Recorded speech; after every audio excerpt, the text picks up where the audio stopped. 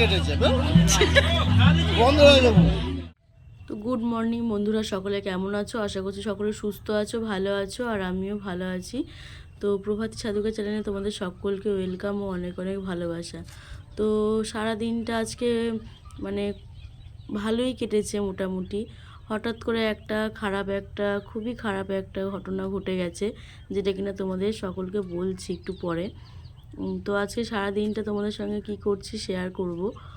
তো দেখো, সকালবেলা ঘুম থেকে উঠেই বাইরে বেরিয়ে গেছি, দাঁত মেজে নিচ্ছি, একটু ফ্রেশ হয়ে নিচ্ছি, মুখটা ধুয়ে নিচ্ছি। তো আজকের সারাটা দিন ভালোই মোটামুটি কাটলো। হঠাৎ করে যে এরকম একটা খারাপ একটা ঘটনা ঘটে গেছে, যার জন্য খুবই মনটা খারাপ। তো পরে যেহেতু আমি ভয়েস ওভার করছি, সেই কারণে আগে তো সকাল থেকেই তো দিনটা ভালো গেছে, এবার এগুলো তো আমি শ্যুট করেছি, ওর জন্য আমি ভাবলাম যে একটু তোমাদেরকেও জানাই। তো ভালো লাগছে না, খুবই খারাপ ঘটনাটা, সেই কারণেই একটু খারাপ লাগছে, অনেকটাই খারাপ লাগছে। তো তোমাদেরকে সবটাই বলছি। তো চলো আমি এখন মুখটা ধুয়ে নিই ভালো করে, তারপরে আসছি। তো মেয়েটা এখনও পর্যন্ত ঘুমোচ্ছে, তো ও ঘুমোচ্ছে, আমার এখনও কাজ হয়নি, বাসন টাসন মাজা হয়ে গেছে, আর ও ঘুমোচ্ছে বলে ওর দুধটা আমি ভালো করে ফুটিয়ে নিচ্ছি। ও এখন একটু লেট করে ওঠে, তো ওকে ঘুম থেকে উঠিয়ে দুধটা খাইয়ে দিই, তারপরে খিচুড়ি খাওয়াই। তো এই যে দেখো, ও উঠে পড়েছে। তো কুঁই করে কাঁদছিল, দিয়ে ঘরে গিয়ে দেখি যে ও উঠে পড়েছে, উঠে এরকম করছে। তো এই যে উঠে পড়েছে ও। তো নানা রকমের নাটক সব আরম্ভ হবে ঘুম থেকে ওঠার পর। তো আমার বিছানাটা আমি গুছাইনি, তো বিছানাটা আমি ভালো করে, ও ঘুমোচ্ছিল বলে বিছানা গুছানো হয়নি, তো সেই কারণে ও উঠে পড়েছে। এবার ওকে একটু নিচে দাঁড় করে রেখেছি, আমি যে তুই একটু দাঁড়া, আমি বিছানাটা গুছিয়ে নিই ভালো করে। তো বিছানাটা ভালো করে গুছিয়ে নেব, আর ও দেখো চুপ করে দাঁড়িয়েই রয়েছে, ফোনটার দিকে তাকিয়ে দাঁড়িয়েই আছে। তো আজকে আমার পুরো ভিডিওটা ভয়েস ওভার করতে হচ্ছে, কারণ সামনের বাড়িতে অন্নপ্রাশন, তো আমাদেরও নিমন্ত্রণ রয়েছে, তো ওখানেই যাব। তো সেই কারণে ওদের বাড়িতে প্রচণ্ড বক্স বাজছে, গান হচ্ছে, যার কারণে আমি ভয়েস ওভার করছি, তো নাহলে কপিরাইট ক্লেম আসবে, সেই কারণে। তো দেখো আমি এদিকে কাজগুলো করে নিই। তো আজকে বিশেষ কিছু কাজ বাজ নেই বাড়িতে, রান্নাটা যেহেতু নেই, তো সকালবেলায় একটু মেয়েটার জন্য করব, আর আমাদের একটু করব, তো সেরকমভাবে রান্না আছে কিছুই নেই, কাজ বাজও তেমন নেই। ঠান্ডা লেগেছে, তো ওই কারণে ভয়েস ওভার করতে আমার একটু অসুবিধা হচ্ছে, মাঝে মাঝে গলাটা বন্ধ হয়ে আসছে। তো চলো আমি এদিকে বিছানাটা গুছিয়ে নিই, তো তোমরা দেখতে থাকো।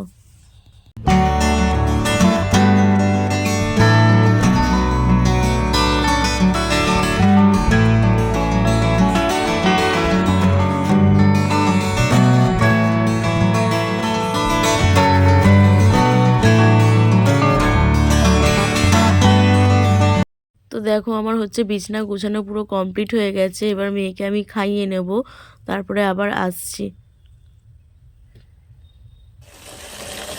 তো এদিকে দেখো আমার মেয়েকে খাওয়ানো হয়ে গেছে, আর এদিকে আমি জলটা ভরে নিচ্ছি, ভিজাবো, তো জামা কাপড় ভিজাবো বলে, তো সেই কারণে দেখো বার করে নিয়েছি জামা কাপড়গুলো। তো এবার আমি নির্মার জলে ভিজিয়ে রাখবো, দিয়ে কেচে নেব। তো চলো তোমরা দেখতে থাকো।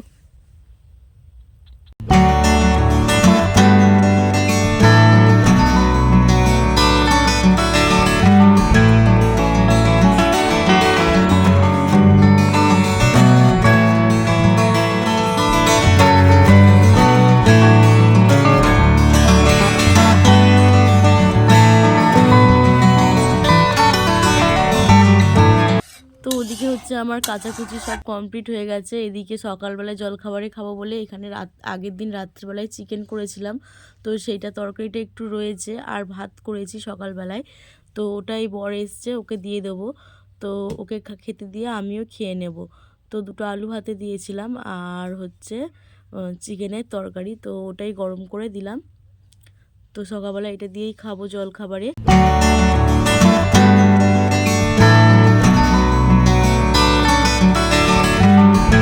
তো আমাদের হচ্ছে খাওয়া দাওয়া জলখাবারে কমপ্লিট হয়ে গেছে, আর এদিকে হচ্ছে মেয়েটারকে খাওয়াবো বলে আমি একটু খিচুড়ি করে নেবো, সেই জন্য সবজি নিয়ে বসে গেছি। আর আমাদের জলখাবারে খাওয়া হয়ে গেছে বলে ওর বাবা মেয়েটাকে নিয়ে গেল, মানে সামনেই তো অন্নপ্রাশনের গান হচ্ছে আর মেয়েটা ঘর থেকেই নাচছে, তো ওকে একটু ঘুরতে নিয়ে গেল ওই যেখানে বক্সগুলো বাজছে। তো আমি বললাম তাহলে একটু ঘুরতে নিয়ে যাও, তাহলে আমি ওর মধ্যে ওকে ওর খিচুড়িটা করে তাহলে ওকে খাইয়ে দেবো।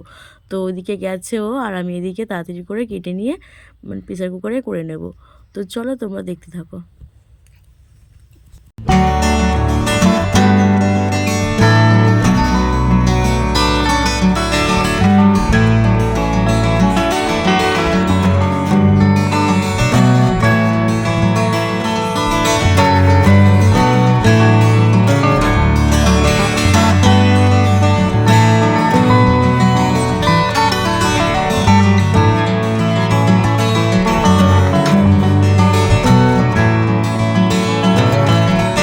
তো একবারে চলে এসেছি হচ্ছে দুপুরবেলায়, তো মেয়েকে রেডি করিয়ে নিয়েছি আর আমিও রেডি হয়ে গেছি।